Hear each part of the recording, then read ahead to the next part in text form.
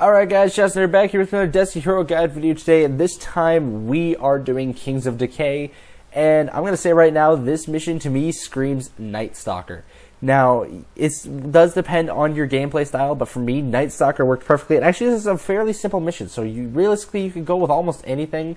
I'm going to say steer away from Gunslinger, and probably Voidwalker too. I'd probably steer away from both of those, and Striker as well. Those are basically the PvP subclasses. I'm going to say kind of steer clear of those. Other than that, basically everything else will work. Just go with what works for your playstyle. Same goes for loadout on this one. I personally liked having the range of the scout rifle and the sniper rifle. Anyways, really quick here. When you spawn in, there will be that ultra there. Usually you have to kill him, but I got here at like a weird time and it glitched out and registered that I had already killed him, even though I hadn't. So sometimes that will happen, and that'll just allow you to run through. But anyways, like I was saying, for your loadout, anything works really. For this mission especially, but like I'm saying, this mission, like, just to me screamed Hunter, because there's quite a bit of open space in this one, plenty of room for you to roam, and it's actually really helpful to be agile and be able to dodge shots in this one. And like Night Stalker, just so much to me, because you've got your Shade Step for one, and then you've got your Vanish and Smoke, and they're just both like really epic for this mission. And I personally do recommend Night Stalker myself, but once again, depends on your playstyle. If you're more offensive, go for, say, Stormcaller or Sunbreaker. If you're more defensive, go Defender. If you're about neutral, I'd say Night Stalker would probably be about perfect for you, as long as you're good with running and as more than you are being stationary and taking a hit. If you're about taking a hit, definitely go Warlock or Titan. Well, I guess you can build your Hunters in such a way that they can take a pretty decent hit. But anyways, so like I said, your loadouts, doesn't really matter. Go to your gameplay style, or go to your game style. Like I said, I'm more of a ranged person, so I use a scout rifle and a sniper rifle for this mission, and it ended up working perfectly for me. I had almost no mistakes. I only got close to dying a few times, and actually I was able to keep a very steady pace with this loadout. As you can see here very clearly, you're just going to be going through, killing quite a bit of ads, just following the path, and then eventually at the end you will fight an Echo of Oryx, which can be a tad annoying, but actually his patterns make him fairly simple to kill, and you'll see why in a little bit. But anyways, so like I said, you're just going to be cleared through this part, and yeah, like I said, your loadout doesn't matter. Close range if you're up close and personal person, obviously. So that would be like auto rifles, hand cannons, shotguns, fusion rifles. Once again, I'm never going to recommend for anything. I really don't like fusion rifles. Like, I used to love them. Like, they were so cool to me, but they're just never really practical, and I can just never find a good spot to actually effectively use a fusion rifle, except for when I have to deal with burns. That's about it. So like if you're against a Taken Centurion, pull out an arc fusion rifle. But even then, I can use an arc shotgun and get similar results. Probably even better results most of the time. But anyways, so once you get to the boss fight, sorry about the little rant, but once you get to the fight against the Echo, he will start teleporting around the room. He'll go through phases.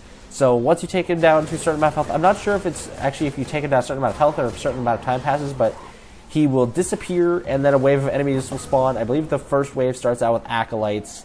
Then the second wave goes to Vandals. These are all Taken enemies, by the way. So it starts off with Taken Acolytes, then it goes to Taken Vandals, and then Taken Knights.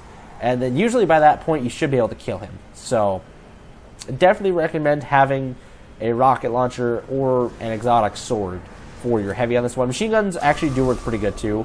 They just take a little bit longer to take down his health, so it takes a little bit more time to kill the Echo.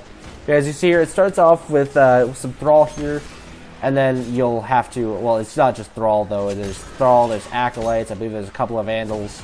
So it's a pretty decent variety for this first wave, and then you'll see the Echoes spawn. And then after that, he'll go through his phases, like I said, where once you damage him to a certain point or a certain amount of time passes. I can't remember how that worked. I think it was a certain amount of health that he loses, though. Then he teleports away, spawns in a wave of Acolytes, comes back, you damage him, teleports away, summons a wave of Vandals, teleports back, then teleports away after a certain amount of damage, and then a wave of Vandals, or Knights anyway. So right here, you can see here, he spawns right up there, and just go ahead and damage him as much as you can. I decided to use my Shadow Shot to get some extra crit damage on him, so that was very nice. Once again, like I said, I like having the range, especially being able to pop out my sniper like that and get off a few good shots. Got some heavy elf, but yeah, as you see here, there's some Acolytes, a couple of them are Majors. I actually might just be the one, I'm not sure.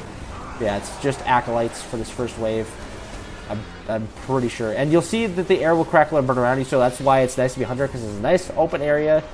So you've got plenty of movement room, and then when the air crackles and burns around you, you don't want to stand in that spot, because obviously it's going to hurt really bad. So, and having the Hunter being able to move around as fast as they can, typically, a little stereotypically in a sense, but yeah, just being able to have that nice movement from a Hunter is like really, really nice for this mission. So I definitely do personally recommend a Hunter, Arcblade, and Gunslinger. I mean, they work, but Night Stalker's probably gonna be your best bet for this. So anyways, once you kill that wave of acolytes, which I for some reason struggled with, yeah, there's like 3 major acolytes here. I for some reason struggled with this part. Once you kill them, the Echo will respawn or will come back, and yeah. As you see, he does still attack you. The air crackling and burn around you is him trying to attack you while you can't see him. So, yeah. Once we drop the acolytes here, he should spawn back, and then we'll be able to do some more damage to him really quick. As you can see, I just whipped up my Dragon's Breath. He spawns over on that side this time. That's also where the wave of Taken Vandals spawn. So being able to use Dragon's Breath is actually like really, really effective in this mission, since it can just sit there and continuously damage for a good amount of time with its napalm. Yeah, so anyways, the Taken Vandals aren't too difficult. Honestly, none of these waves are very difficult. This fight itself is actually just very easy, so probably one of the easier ones I've done. Maybe not as easy as like Blighted Coven or anything, but this is still a really, really easy mission in comparison to some of those like Regicide. But anyways, he spawns over here on the right side this time, and once you damage him, he will spawn the Knights. Yeah, so as you can see here, I believe that's actually the last wave no matter what. He might start spawning like small waves of adds after that, but usually by this point you should have worn him down enough to where after this wave of Knights, you'll be able to kill him fairly quickly. So do watch out for these Knights, because they can get a little annoying, especially with their flaming attacks. Those are just obnoxious. I've never been a huge fan of them. They're still not nearly as bad as Taken Phalanxes, though, and those that have fought against them, especially in Cade's Stash, on that one ledge, you know what I'm talking about, how annoying Taken Phalanxes are. They're probably my least favorite in the game. But anyways, so once he comes back after the Night Wave, he'll spawn right up here towards the front, and you can just eat away at him, and by this point, you should be able to kill him. I don't think he teleports again after that, so he'll just start moving around the room, maybe if you don't kill him quick enough. I'm not sure how it works. I was able to kill him quick enough that I didn't really have to worry about it. So anyways, once you do that, you guys get your legendary marks, and that's the end of the mission. So yeah, thank you guys for watching this Hero Guide video. I hope you enjoyed it. Let's go for 10 likes on this video. Be sure to like, comment, subscribe, and I'll see you all in the next video, whenever that is. Peace out.